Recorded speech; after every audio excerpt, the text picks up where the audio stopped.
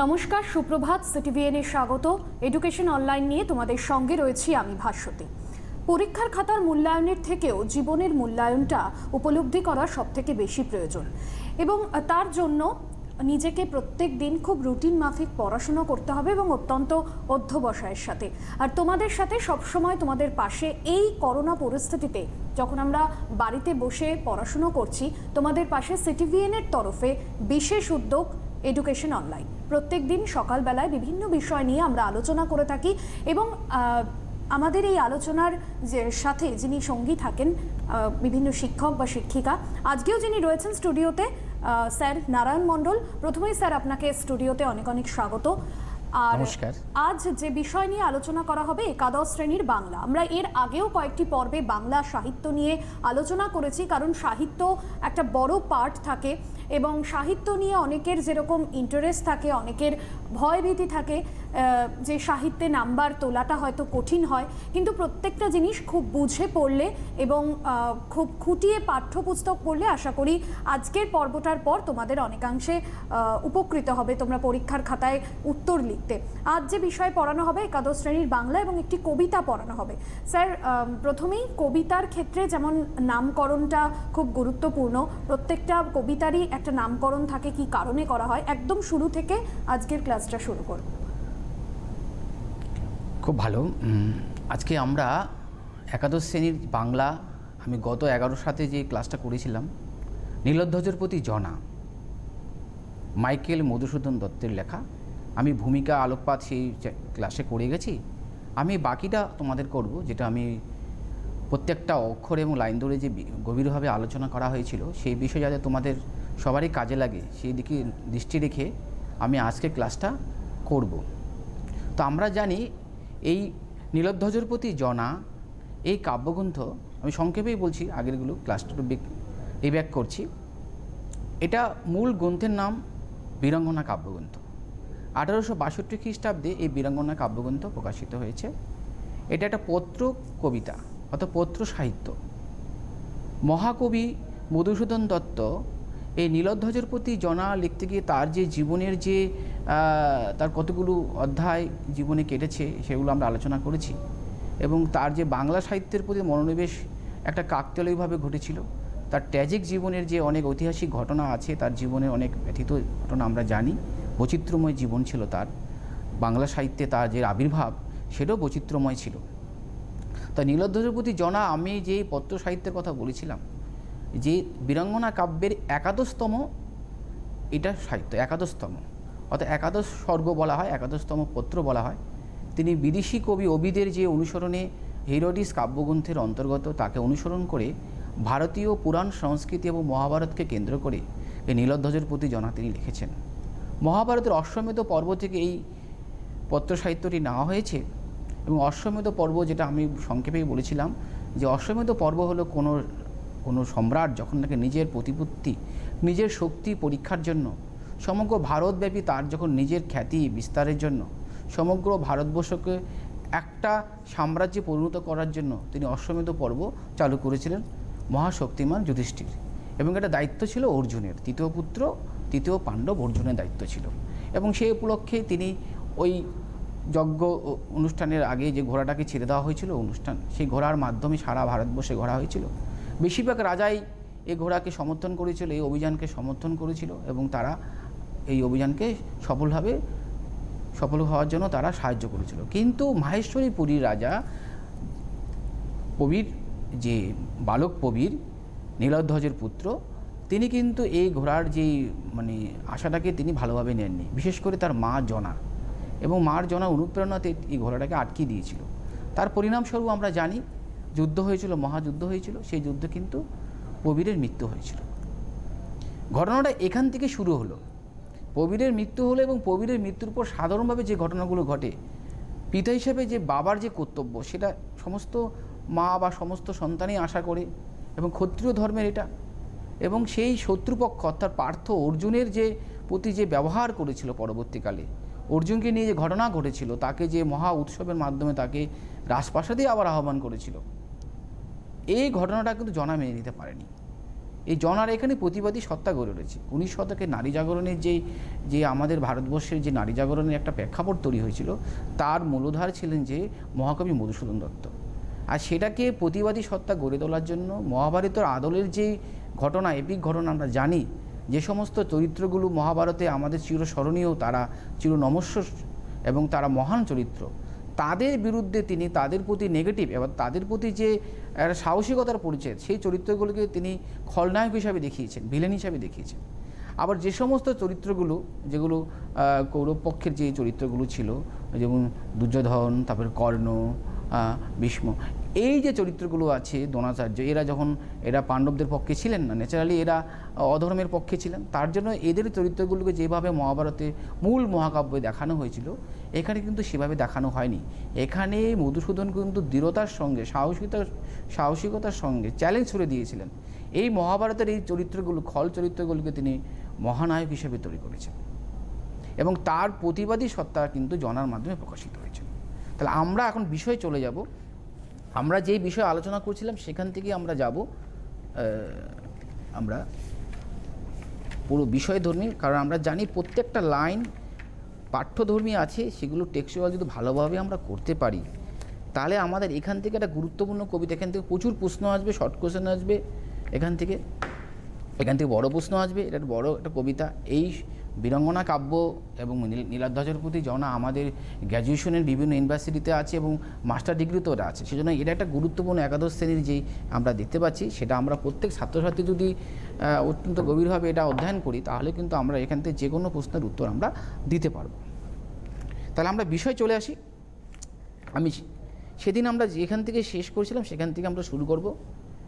এখানে আমরা দেখেছিলাম, এখানে যে জনা বারবারে যখন নাকি দেখলো, নাটকীয়ভাবে যখন দেখলো তার স্বামী এই জনার যে প্রতিশোধ নেওয়ার জন্য তিনি যে করার উচিত কর্তব্য, ক্ষত্রিয় ধর্ম পালন করার জন্য বিদেশি শক্তিকে প্রতিহত করে নিজের জীবন দেওয়াই ক্ষত্রিয় ধর্মের মূল কর্তব্য, কিন্তু নীলধ্বজ সেটা পালন করেননি। আমরা নাটকীয়ভাবে দেখেছি, প্রথমে যেটা করেছিল যে হয়তো নরবাদ্য শোনা যাচ্ছে, হয়তো প্রতিশোধ নেওয়ার জন্য সাজো করে সাজো কি নররাজ এরম বলেছে, কিন্তু পরবর্তীকালে তার বাস্তব জায়গায় এসে জনা কিন্তু দেখলেন যে তার স্বামী কিন্তু এই ধরনের কোনো কাজই করছেন না, বরঞ্চ এখানে রাজসভাতে পার্থের অভ্যর্থনার জন্য, মানে পার্থকে সম্বর্ধনা যাওয়ার জন্য রাজপ্রাসাদে কিন্তু আয়োজন শুরু হয়েছে, মহা উৎসবের আয়োজন শুরু হয়েছে। এই ঘটনাটা কিন্তু তিনি দেখেননি। তখন তিনি চেষ্টা করেছেন স্বামীর তার যে চেতনা শক্তি জেগে উঠুক, তার জন্য পাণ্ডবদের বংশের প্রতি নানাভাবে যুক্তি সহকারে, কিন্তু তাদের যে বংশ যে কতটা, যে আমরা যেভাবে দেখি পাণ্ডব বংশকে, তারা কতটাভাবে যে নীচ এবং কতটা যে তাদের যে মা কুন্তী এবং তাদের যে দ্রৌপদীর যে ঘটনাগুলো ঘটেছে, কুলঠা নারী, শৈরিণী নারী, এরকম সমস্ত ঘটনাগুলো ঘটেছে, সেখানে আমি লাইন ধরে তোমাদের বলার চেষ্টা করছি।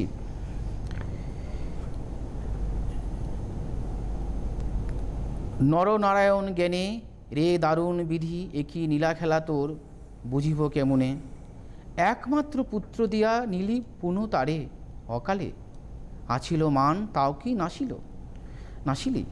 অর্থাৎ এখানে যাকে নরনারায়ণ জ্ঞানে গড়া হয়েছে, পার্থকে, নরনারায়ণ নররূপে নারায়ণ, যে অর্থাৎ মনুষ্যদের শ্রেষ্ঠ যে পুরুষ, যাকে মনুষ্যরা তাকে সেবা পুজো করে সব কিছু করতে পারে, এরকম শ্রেষ্ঠ পুরুষ অর্জুনকে রাখা হয়েছে। এই লজ্জা, তাকে কোন কারণে নরনারায়ণ রূপে তাকে পুজো করা হচ্ছে, রে দারুণ বিধি একে নীলা খেলা।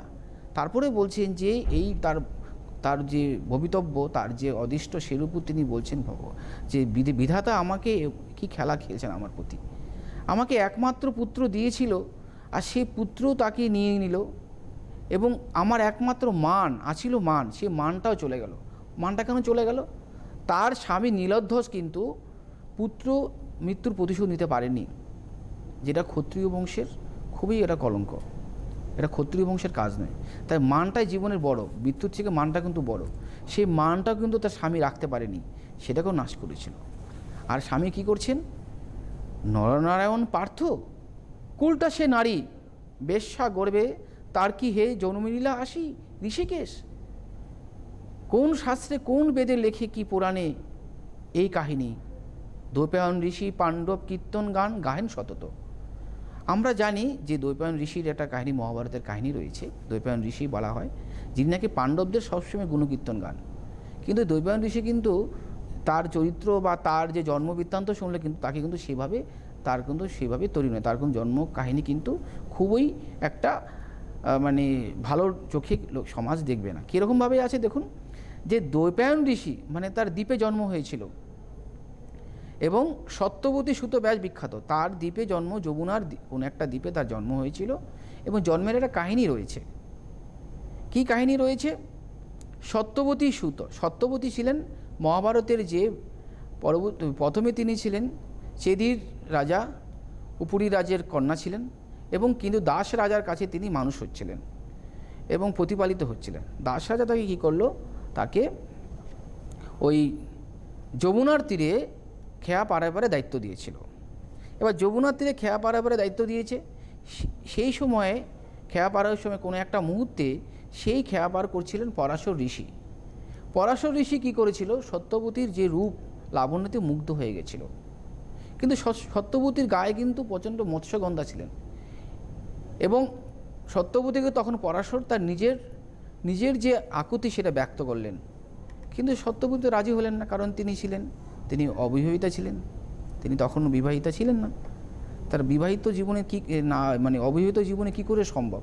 কিন্তু তাকে আশ্বস্ত করলেন পরাশর ঋষি, তার গা থেকে যে মৎস্যগন্ধা সেটা পদ্মগন্ধায় পরিণত হবে এবং তার যে সামাজিক যে ভয়, সেই ভয়ও কেটে যাবে, তার কুমারিত্ব কখনো নষ্ট হবে না এবং লোকসমাজ যাতে না দেখতে পায় তার জন্য কোনো একটা দ্বীপে তাকে, যমুনার একটি দ্বীপে তাকে কুয়াশাচ্ছন্ন পরিবেশ নির্মাণ করে তার সঙ্গে তার যে কাম শক্তিকে মানে সেটাকে ব্যক্ত করেছিলেন, কামশক্তি প্রকাশ করেছিলেন, যার পরিণামস্বরূপ কিন্তু ব্যাসদেবের জন্ম হয়েছিল।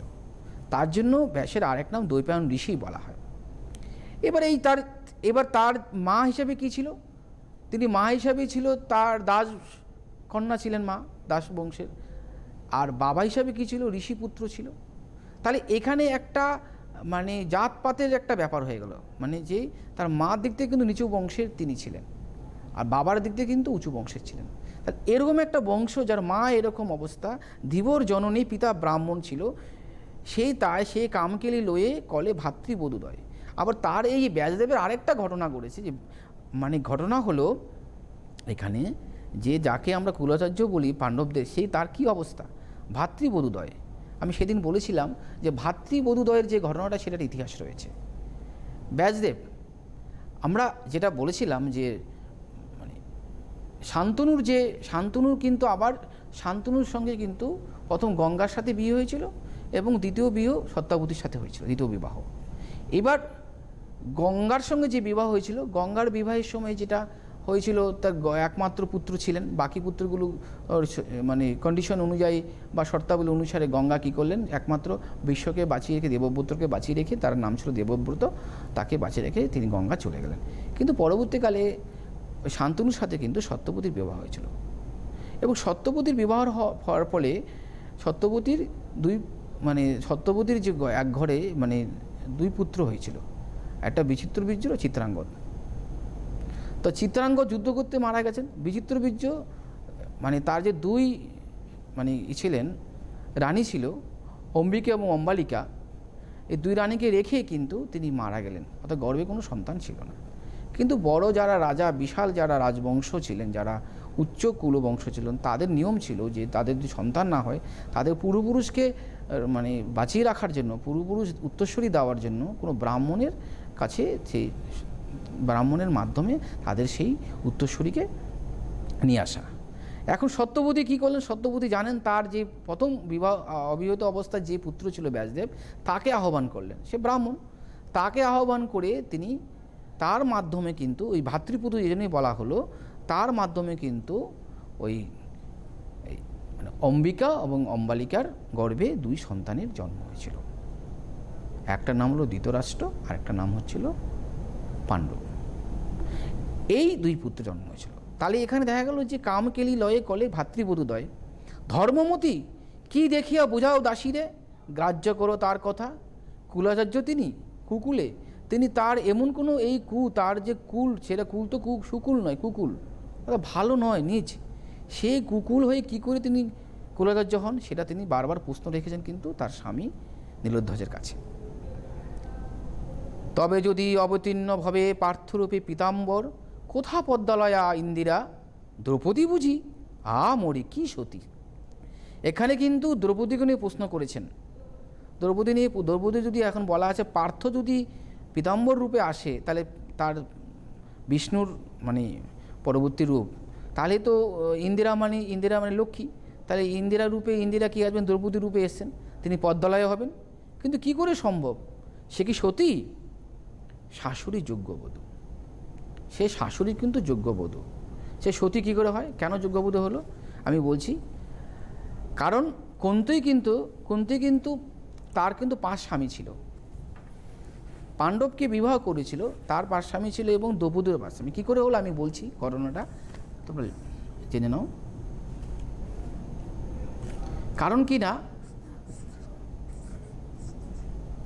দ্রৌপদী একবার কি ঘটনা ঘটলো, কুন্তীর ঘটনা আগে বলছি।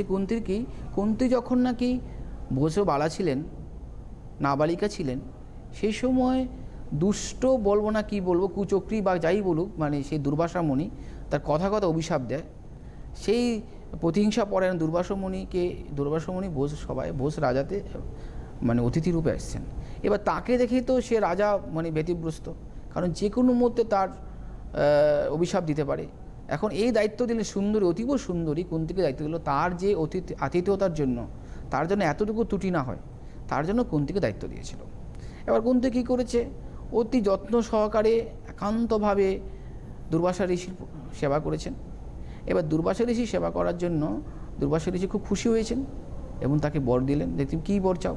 তখন কিন্তু কুন্তী বলেছিলেন, আমি তো এখন এই সম্বন্ধে কিছুই আমি জানি না, কিন্তু আপনি প্রাজ্ঞ পুরুষ, আপনি আমাকে এমন বর দেন যে বর দিয়ে আমার ভবিষ্যৎ জীবনে কাজে লাগবে।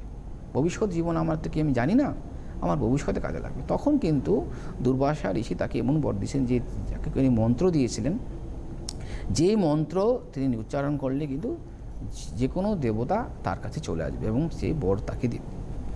এবার কুন্তী কী করলো, কুন্তী এটা পরীক্ষা করার জন্য নিজের কক্ষে গিয়ে তিনি পরম শক্তিশালী, পরম বীর পরাক্রম সূর্যদেবকে আহ্বান করলেন। সঙ্গে সঙ্গে সূর্যদেব হাজির। এবার সূর্যদেব হাজির হওয়ার ফলে কি হলো, সূর্যদেব বর চেয়েছে, বর তো দেবে না। তখন সূর্যদেব কী করলো, তার ইচ্ছা অনুযায়ী তিনি কিন্তু অবিবাহিত অবস্থা সত্ত্বেও কিন্তু আর একটি সন্তান দিলেন। সেই সন্তানের নাম হলো কর্ণ। কানীন কুন্তী বলা হয় কর্ণকে। কর্ণের ইতিহাস আমরা পড়ে জানি, কর্ণের ইতিহাস খুব দুঃখজনক ইতিহাস। বীরপুত্র হওয়া, দেবপুত্র হওয়া সত্ত্বেও কিন্তু সে সম্মান পায়নি। তখন সে কিন্তু কৌরব পক্ষে কিন্তু অংশগ্রহণ করেছিল। তাহলে কুন্তী কী ঘটনা ঘটলো, কুন্তী পরবর্তীকালে কি তার এই বরটা কীভাবে কাজে লাগিয়েছিল। প্রথম তিনি কি করেছেন, তিনি সূর্যদেব যার পুত্র হলো কর্ণ, দ্বিতীয় পাণ্ডুকে বিবাহ করেছেন। পাণ্ডু কিন্তু অভিশপ্ত ছিলেন। পাণ্ডু ঋষির কোনো এক ঋষি তার যে যখন নাকি অভিশপ্ত ছিলেন, যে তিনি কখনো সন্তান উৎপাদন বা সন্তান করার মুহূর্তে তার বা কোনো কিছুর সেই মানে স্ত্রীর সঙ্গে তার কোনো শারীরিক সম্পর্ক হওয়ার সময় তিনি মৃত্যুবরণ করবেন। তার জন্য পাণ্ডব কোনো পুত্র ধারণ করেননি। তাহলে তার পাণ্ডব তার বিয়ে। 3 নম্বর হচ্ছিল ধর্মরাজ এর মাধ্যমে তিনি যুধিষ্ঠিরকে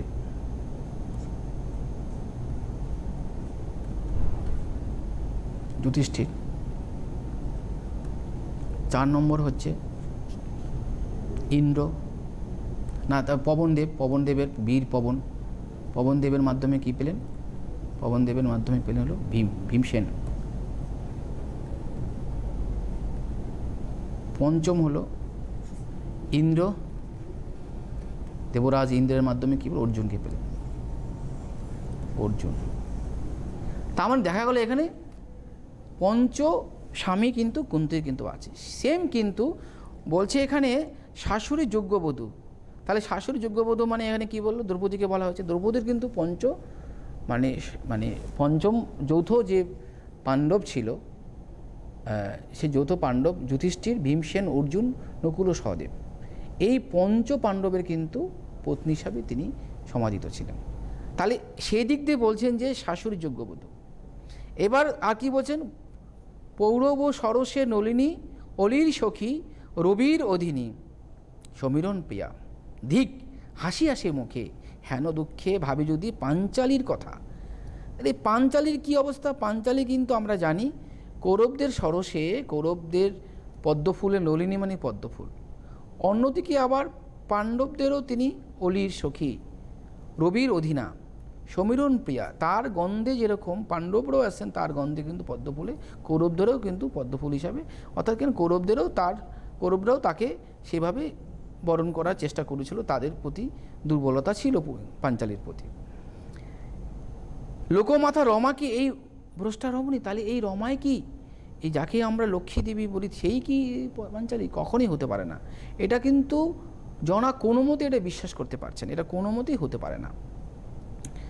জানি আমি কহে লোক রথিকুলপতি পার্থ। বলে রথিকুল মানে কি? রথিকুল মানে যে রথী, যে রথে করে যুদ্ধ করে, মহাবীর। আমরা জানি চতুরঙ্গ আছে যুদ্ধক্ষেত্রে, সবচেয়ে বড় বীর রথে করে যারা যুদ্ধ করে, যেমন হাতির পেটে গজবাহিনী বলে হাতি, অশ্ববাহিনী, পদাতিক বাহিনী এবং রথী বাহিনী। এখানে পার্থকে মহাবীর হিসাবে পার্থ। মিথ্যা কথা না, বিবেচনা করো, সূক্ষ্ম বিবেচক তুমি বিখ্যাত জগতে। তার স্বামীকে নীলধ্বজকে বলছেন, তোমার জগৎ তো বিখ্যাত, তুমি জানো। এই যে এবার কিন্তু জনা কিন্তু এই বংশ যে প্রতি যে সমালোচনা করেছেন, এবার বংশটাকে ছেড়ে ব্যক্তিগতভাবে চলে গেলেন। ব্যক্তিগত কার কাছে? ব্যক্তিগত যে তার পুত্রকে নিধন করেছে, অর্জুন, সে অর্জুনকে ব্যক্তিগতভাবে আঘাত করছেন, ব্যক্তিগত অর্জুনের সমালোচনা করছেন। কিভাবে করছেন? অর্জুন কী করেছে? অর্জুনের যে বীর তুমি বলছো, অর্জুনকে রথিকুল বলছো, সে কী করে হবে? তার এমন কোনো গুণই নেই। কী গুণ নেই? ছদ্মবেশে লক্ষ্যরাজে ছলিল দুর্মতি স্বয়ম্বরে। স্বয়ম্বর সভায় নাম্বার 1, স্বয়ম্বর সভায় কী হয়েছিল? স্বয়ম্বর সভায় যখন নাকি পাণ্ডবরা অজ্ঞাতবাসী ছিলেন, সেই সময় দ্রৌপদীর স্বয়ম্বর সভা হয়েছিল, এবং সেই স্বয়ম্বর সভায় ক্ষত্রিয়রা যাওয়ার অনুমতি ছিল, কারণ স্বয়ম্বর সভায় ক্ষত্রিয়রা যায়। কিন্তু এখানে কিন্তু পাণ্ডবরা কিন্তু ব্রাহ্মণ সেজে, ব্রাহ্মণ বেশে কিন্তু সেখানে গিয়েছিল। যথাসাধ্য কি যুদিল কহ ব্রাহ্মণ ভাবিয়া তারে। তাদের ব্রাহ্মণ ভাবার ফলে কী হলো? কোনো ক্ষত্রিয় তাদের সঙ্গে যুদ্ধ করেনি, অর্থাৎ সমকক্ষ হয়নি। অর্জুন কিন্তু তারা কিন্তু সেইভাবে সেই ছলনার আশ্রয় নিয়েছিল, কারণ কোন ক্ষত্ররথী সেই সংগ্রামে কোনো ক্ষত্রিয় তাকে সম্মান করেনি, তার সঙ্গে যুদ্ধ করেনি, সংগ্রাম করেনি। রাজদলে সেই জিতিল, তাই জন্য সেই জিতে গেল। আরেকটা কী কাজ, দ্বিতীয় কী কাজ করেছে? দহিল খাণ্ডব দুষ্ট কৃষ্ণের সাহায্যে। এই খাণ্ডব বনও তারা দহন করেছিল অর্জুন, কিন্তু এই অর্জুন কিন্তু নিজের ক্ষমতায় করেননি, সেটা কৃষ্ণের সাহায্য করেছিল। এবং আমরা জানি এখানে একটা ঐতিহাসিক একটা কাহিনী রয়েছে এই খাণ্ডব বন নিয়ে। স্বয়ং অগ্নি তার অগ্নিমান্দ রোগে ভুগছিলেন। 12 বছর ধরে শ্বেতকি রাজা যজ্ঞ করছিলেন, সেই সময় 12 বছর ধরে ঘি আহরণ করে করে অগ্নি কিন্তু তার অগ্নিমান্দ রোগে আক্রান্ত হয়ে পড়লেন। সেখান থেকে বেরোনোর জন্য তিনি অনেক চেষ্টা করেছিলেন, কিন্তু পারেননি। এবার এই মুহূর্তে কিন্তু অগ্নির ইচ্ছাতে কিন্তু অর্জুন এবং কৃষ্ণ তখন কী করলো? বরুণের সাহায্যে খাণ্ডীব পেল, এবং অজয় তৃণ পেল, এবং কপিল ধ্বজ পেয়েছিল, এবং সুদর্শন চক্র এবং কৌমুদী গদা, এতগুলোর মাধ্যমে কিন্তু পেয়েছিল। তার মানে আমি কি বললাম? আমি এখানে বললাম যে বরুণের সাহায্যে গান্ডীবটা পেয়েছিল। গান্ডীব, অজয় গান্ডীব। তারপরে 2 নম্বর পেয়েছিল হলো অজয়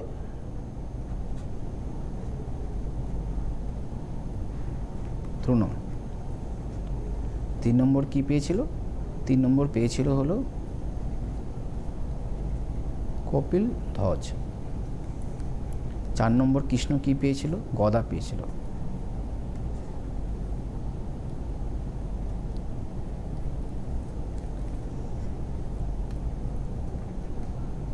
গদা। 5 নম্বর সুদর্শন চক্র।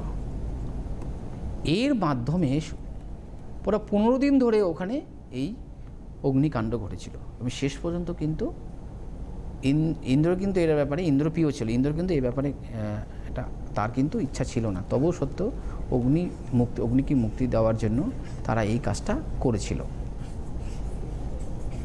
তাহলে সেখানে কিন্তু কৃষ্ণের সাহায্য ছিল। আর কি বলছেন? শিখণ্ডীর সহকারে কুরুক্ষেত্র রণে পৌরব গৌরব ভীষ্ম বিদ্ধ পিতামহে সংহারিল মহাপাপী। আমরা জানি বিশ্বের কথা আমরা বলেছি, দেবব্রত গঙ্গার একমাত্র পুত্র ছিল। তিনি প্রতিজ্ঞা করেছিলেন আজীবন চিরকুমার থাকবেন এবং যতদিন তিনি ওই পাণ্ডব মানে যাকে বললে ওই হস্তিনাপুরের দাস হিসাবে কাজ করবেন, অর্থাৎ হস্তিনাপুরের সুরক্ষার জন্য তিনি আজীবন চেষ্টা করে যাবেন। এরকম একটা বিশিষ্ট, এরকম একটা সম্মানীয় চরিত্র, সবার প্রিয় চরিত্র, সবার মহাভারতের সবচেয়ে প্রিয় চরিত্র ভীষ্ম, তাকে কিন্তু সংহার করিল ছলনার মাধ্যমে, শিখণ্ডীর মাধ্যমে। এই শিখণ্ডী হচ্ছিল অম্বার পরবর্তী রূপ। কারণ অম্বা কিন্তু ওই যে এই ভীষ্মই কিন্তু কাশীরাজ থেকে কিন্তু 3 বোনকে নিয়ে এসেছিল অপহরণ করে, অম্বা, অম্বালিকা এবং অম্বিকা। কিন্তু অম্বালিকা কিন্তু ঈশের সঙ্গে বিয়ে হয়েছিল, বিচিত্র বীর্যের সঙ্গে। কিন্তু আরেকজন যে শাল্যরাজের সঙ্গে পানি গ্রহণ করেছিল অম্বা, যখন অম্বাকে আবার নিয়ে গেল শাল্যরাজের কাছে। এবার শাল্যরাজ কিন্তু কোনো মতে অম্বাকে আবার গ্রহণ করলেন না। কেন? যেহেতু বিষয় তাকে পানি গ্রহণ করে তাকে রথে চলেছে, হাত ধরে তাকে রথে তুলেছে, সেজন্য সেই অন্য পরপুরুষের সঙ্গে তার সম্পর্ক হয়েছে, তার জন্য কিন্তু শাল্যরাজ তাকে আর বিবাহ করেনি। এর বিবাহ করা না ফলে কি এখন কি হল? তখন কিন্তু তিনি সাধনা করলেন, শিবের সাধনা করলেন। সেই অম্বা তার যে স্বেচ্ছায় মৃত্যুবরণ করলেন এবং পরবর্তীকালে বিশ্বের মৃত্যুর তিনি কারণ হবেন। সেই কারণরূপে বিশ্ব যে প্রতিজ্ঞা করেছিল কোনো তৃতীয় লিঙ্গ বা কোনো মহিলার সঙ্গে তিনি যুদ্ধ অস্ত্র ধরবেন না। আর শিখণ্ডী তৃতীয় লিঙ্গ হিসেবে জন্মগ্রহণ করেছিল, ট্রান্সপারেন্ট লিঙ্গ। এবং তার ফলে কি হলো? তার ফলে শিখণ্ডীকে সামনে রেখে অর্জুন কিন্তু পিতামহ ভীষ্মকে কী করেছিল? বিভিন্ন তীরে একবার জর্জরিত করলো, মানে তীরসজ্জা যাকে বলে, সরসজ্জা বিদীর্ণ করলো এবং পিতামহ ভীষ্ম পরবর্তীকালে স্বেচ্ছায় মৃত্যুবরণ করেছিল। এবং আর কি করেছে? দ্রোণাচার্য গুরুকে কি করেছিল? যার হাতে তিনি শিক্ষা লাভ করেছিলেন, ভরদ্বাজের পুত্র দ্রোণাচার্য গুরু, তাকে কি করেছিল? কি কুচ্ছলে নরাধম বদিল তারে, তাকেও বধ করলো। আমরা জানি সেখানেও ছলনার আশ্রয় নিয়েছিল। মালব রাজের অশ্বত্থমা বলে একটি ঘোড়া নিধন করেছিলেন। হ্যাঁ, সে নিধন করার পরে মালবরাজ ইন্দ্রবর্মা কী করেছিল? ইন্দ্রবর্মা কী করেছিলেন? যে অশ্বত্থমা নামে একটি ঘোড়াকে নিধন করেছিলেন। অশ্বত্থমা হলো যে দ্রোণাচার্যের পুত্র। আর দ্রোণাচার্য কী করতেন? সবচেয়ে প্রিয় তার পুত্রকে সবচেয়ে বেশি ভালোবাসতেন এবং তার পুত্রটাকে মৃত্যু বলছেন যে রণে, মানে অশ্বত্থমা এবার রণে হতো, এটা আস্তেরূপে বল ইতিগজ, রণে হতো ইতিগজ। এই ইতিগজটা এত আস্তে বলেছেন, ওই যুদ্ধের কোলাহলে কিন্তু দ্রোণাচার্য শুনতে পান। এরও একটা চালাকি করেছিল, ছলনা করে যাতে শুনতে না পান সেভাবেই বলেছিল। কে বলেছিল? যুধিষ্ঠির। ধর্মরাজ যুধিষ্ঠির, আমরা জানি মিথ্যা কথা বলেন না, তার মুখ দিয়ে এটা বলিয়েছিল এবং বলার ফলে কিন্তু সেই এতটাই কাতর হয়ে পড়ে তারপরে তার মৃত্যুটা ছলনার মাধ্যমে করলো। তাহলে এরকম কি কুছলে নরাধম বদিল তাহারে, দেখো সরি মানে স্মরণ করো। বসুন্ধরা গ্রাসিলা সরসে রথচক্র জবে হায়, জবে ব্রহ্ম সাপে বিকল সমরে মরি কর্ণ মহাযশা। বলছে এই যে কর্ণের মৃত্যুটা, যে কর্ণ চিরকাল সবার কাছে প্রিয় হিসাবে ছিল, কর্ণ মহাভারতের সমস্ত চরিত্রের মধ্যে, তার মৃত্যুটা কিন্তু ছলনার আশ্রয় নিয়েছিল। কর্ণ অভিশাপগ্রস্ত ছিলেন। এই অভিশাপের সুযোগ নিয়ে তার সেই সুযোগ মতো সময় মতন কিন্তু সেই রথের চাকা কিন্তু মাটিতে পুঁতে গেল। আর সেই সুযোগ নিয়ে কিন্তু তাকে কিন্তু বধ করল অর্জুন। কহ মোরে শুনি মহারথী প্রথা। কি এই মহারথী? বলছে এটা কি মহারথী প্রথা?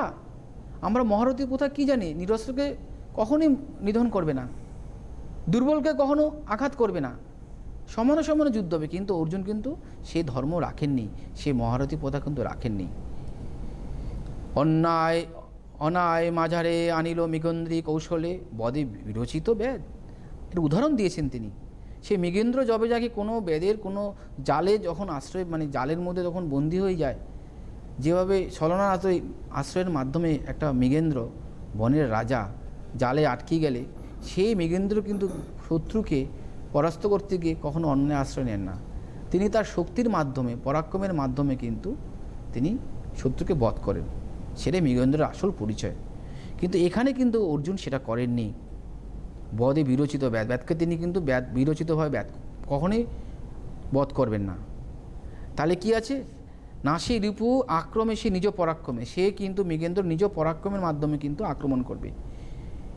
কিনা তুমি জানো রাজা, কি কব তোমারে, তুমি তো সবই জানো রাজা, তুমি কি বলবো, আমি আর কিছু বলার নেই, সমস্ত কিছু তুমি জানো।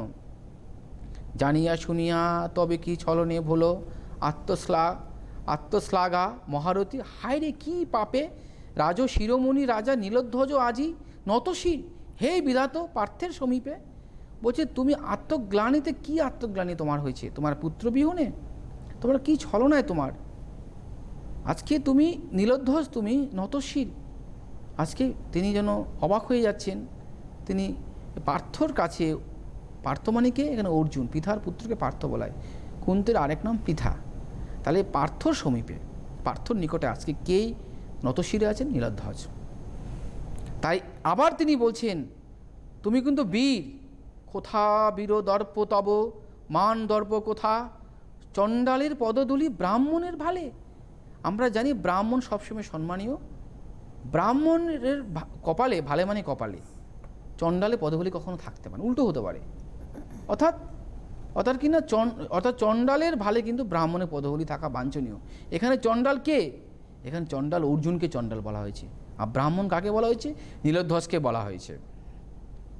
কুরঙ্গীর অশ্রু বাড়ি নিভাই কি কভু দাবানলে, দাবানলে কুরঙ্গীর মানে সেই স্ত্রী হরিণের চোখের জলে কখনই মুছে না। আমার যা অবস্থা আমি বুঝতে পারছি, কারণ কোকিলে কাকলি লহরী উচ্চনাদি প্রবঞ্চ নীরবে কবে, যখন প্রবল, যখন নাকি বাতাস বয় প্রবল উচ্চ আকাঙ্ক্ষীভাবে প্রবল বর্ষণে, তখন কিন্তু আর ওই কোকিলের ডাক শোনা যায় না। সেরকম আমার ডাক আর কেউ শুনতে পাচ্ছে না। ভীরুতার সাধনা কি মানে বলবাহু, হেই নীলধ্বজ তুমি তো বলবাহু, তোমার কি ভীরুতা মানায়। বারবার কিন্তু তিনি তার কিন্তু বিদ্রূপ করছেন তার স্বামীকে। তারপরে কিন্তু নিজের জ্ঞান নিজে ফিরে পাচ্ছেন কি করে, কিন্তু বিথায়ে গঞ্জনা গুরুজন তুমি, পরিব বিষম পাপে গঞ্জিলে তোমারে, কুলনারী আমি নাথ বিধির বিধানে পরাধীন, নাই শক্তি মিঠাবো সবলে। বলছে জনা এবার নিজের যে গুরুজন, তার স্বামী তো গুরুজন, আর তখনকার নিয়ম অনুযায়ী তার স্ত্রী মানে পুরুষ শাসিত সমাজে তখনকার যেটা ছিল, বেশ করে যুদ্ধর বিষয়ে, যুদ্ধের ঘটনা, রাজকীয় কোনো ঘটনা, দেশের কোনো ঘটনাতে মেয়েদের কোনো ভূমিকাই ছিল না। কিছু কিছু মেয়েরাও তো যুদ্ধ করেছিল। তাই গুরুজন তোমাকে গঞ্জন করলে আমি মহা পাপে পড়ব, আমি নারী, আমি কখনো সে পাপে পড়তে চাই না, তাই তোমাকে কোনো গঞ্জনা আমি দিতে পারি না। বিধির বিধানে আমি তো পরাধীন হয়ে আছি, তাই আমার মনের বাঞ্ছা কে দূর করবে। তা নাহলে কি পারত, দুরন্ত ফাল্গুনে কন্তয় যোদে দাতা সিজিলা নাসিতে বিশ্বসুখ, তাহলে সে বিশ্বসুখ কি কখনো পেত পার্থ, কখনই পেত না আমার পুত্রকে নাশ করে। আর কখনোই তুমি পার্থকে বিশ্বসুখ দিতে পারতে না। নিঃসন্তানা কইল আমার একমাত্র পুত্রকে নিধন করে নিঃসন্তান করল। তুমি পতি বাগ্য দোষে বাম মম পতি, তুমি কোন স্বাদে প্রাণ ধরিব ধরা দামে, হায় রে। বলছে তাহলে আমার এমন কোনো অবস্থা নেই যে, আমার এমন কোনো সাহস বা শক্তি নেই আমি গিয়ে যুদ্ধ করে অর্জুনকে হারাবো, আমি সেটা পারবো না। কিন্তু এটাও আমার এই অবস্থা যেটা আছে, এই জনাকীর্ণ ভবস্থল আজি, এত জন এত কিছু, কিন্তু আমার কাছে আজকে কি অবস্থায় আছে, আজকে বিজন জনা, আজকে সব কিছু নির্জন, সব কিছু অসহায় আমি আজকে। আমি এই পোড়া ললাটে লেখিলা বিধাতা যাহা ফইল তা কালে, হা প্রবীর এহেতু ধরিল কি তরে 10 মাস 10 দিন নানা যত্ন সহে এই উদরে। মাতৃ সুখের সবচেয়ে বড় মানে কষ্ট, সন্তানকে 10 মাস 10 দিন তার যন্ত্রণা সে উপভোগ করে, যন্ত্রণাকে সেই সহ্য করে, সেই যন্ত্রণাকে সহ্য করে প্রবীরের জন্ম হয়েছিল 10 মাস 10 দিন পর। কিন্তু আরেকবার তার যন্ত্রণা হচ্ছে, অর্থাৎ সেই যন্ত্রণা কোন যন্ত্রণা? প্রবীর বিহনের যন্ত্রণা। যে যন্ত্রণা তার একসময় হয়েছিল 10 মাস 10 দিন প্রবীরকে রেখে, তাই বলছেন কোন জন্মে কোন পাপে পাপী তোর কাছে অভাগিনী, তুই আমাকে সে যন্ত্রণা দিয়ে আবার চলে গেলি, আমার সামনে রাখি না। তা দিলা বাছা, এই তাপ আমাকে তুমি এই কষ্ট দিয়ে চলে গেলি। বাচ্চাকে বলছেন, তার সন্তানকে বলছেন, প্রবীরকে বলছেন, আশার লতা তাই রে ছিঁড়িলি, আমার একমাত্র আশার লতা আমার পুত্র ছিল, সে আশার লতা আমার নেই, তাই আমার কথা আর কেউ শুনবে না। তাই তুই কি করলি? মাতৃধার শোধ করলি। শুধুলি কি রে তুই এই রূপে মাতৃধার? তুই আমার কাছ থেকে অকালে চলে গিয়ে যে মাতৃঋণ সেটা বলে, সে মাতৃঋণ শোধ করে চলে গেলি। এ কি রে ছিল তোর মনে? তোর মনে এটাই ছিল? কেন বৃথা পোড়া আখি ভরেছিস আজি বাড়ি ধারা, রে অবুধ কে মুছিবে তরে, কেননা জ্বলিস মন কে জুড়াবে আজি বাক্য সুধারসে তরে।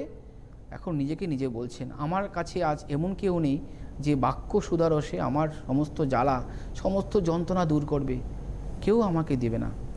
পাণ্ডবের স্বরে খণ্ড শিরোমণি তোর, বিভবে লুকায়ে কাঁদি খেদে মরোরি, মণি হারাফনি তুই আমার মণি হারাফনি। আমি যেন সে বিভবে সে গর্তে মুখ লুকিয়ে রাখি, সেরকম আমার কিছুই নেই। আমার শিরোমণি খণ্ড সব চলে গেছে, কোথায় চলে গেছে আমাকে রেখে? সে মণিহারা ফণি। একটা সাপের, একটা মণির, একটা মণিযুক্ত সাপের মণিরে থাকে তার শ্রেষ্ঠ, তার উজ্জ্বলত্ব, তার সম্মান, তার সব কিছু। যখন সে মণিটার ফণি হারিয়ে ফেলেছে সাপ, তার কোনো মূল্যই থাকে না। তাই কিন্তু জনা সিদ্ধান্ত নিয়ে ফেলেছেন। কি সিদ্ধান্ত? যাও চলি মহাবল, যাও কুরুপুরে নবমিত্র পার্থ সহ। তুমি যাও, তার স্বামীকে বলছেন, হে নাথ, হে মহাবল, তুমি চলে যাও ওই কুরুপুরে, ওই সেখানে গিয়ে নতুন বন্ধুদের সঙ্গে মিলে যাও। মহাযাত্রা করি চলিল অভাগা জনা পুত্রের উদ্দেশ্যে। আর আমি কি করছি? আমি মহাযাত্রা করব। আমি কোথায় যাব? আমি মহাযাত্রা, আমি সেই যাত্রায় আমি যাচ্ছি। কারণ আমি কি করতে পারলাম না, ক্ষত্র কুলবালা আমি, ক্ষত্র কুলবধূ, কেমনি অপমান সব ধৈর্য ধরি। আমি কিন্তু অপমান সহ্য করতে পারলাম না, পুত্রর মৃত্যুর প্রতিশোধ আমি নিতে পারিনি। আর তার জন্য আমি এই ক্ষত্রিয় বংশের কন্যা হওয়া সত্ত্বেও, ক্ষত্রিয় বংশের কুলবধূ হওয়া সত্ত্বেও আমি কিন্তু এই অপমান সহ্য করতে পারছি না, আমি সেটা প্রতিশোধ নিতে পারিনি। তাই আমি কি করব? ছাড়িবে পোড়া প্রাণ জাহ্নবীর জলে, আমি গঙ্গার জলে আমি নিজের জীবনকে আত্মহতি দেব, এই আমার ইচ্ছা। দেখিব বিস্মৃতি যদি কিদান্ত নগরে, লোভী অন্তে যাচি চির বিদায় ওই পদে, ফিরি যবে যাজপুরে প্রবেশিবে আসি নরেশ্বর। বলছে, হে নরেশ্বর, আমি যখন আজকে আমাদের হাতে একদমই সময় শেষের পথে, তবে যেতে যেতে একটা কথাই বলবো, স্যার আজ যে কবিতাটা পড়ালেন, তোমরা প্রত্যেকে যদি পাঠ্যপুস্তক খুঁটিয়ে পড়ো এবং কবিতার প্রত্যেকটা লাইন বুঝে পড়ো, তাহলে হয়তো তোমাদের পরীক্ষার খাতায় উত্তর দিতে খুব একটা সমস্যা হবে না। আজ এই পর্যন্তই। অন্যান্য আরও পর্বের জন্য নজর থাকুক সিটিভিএনে।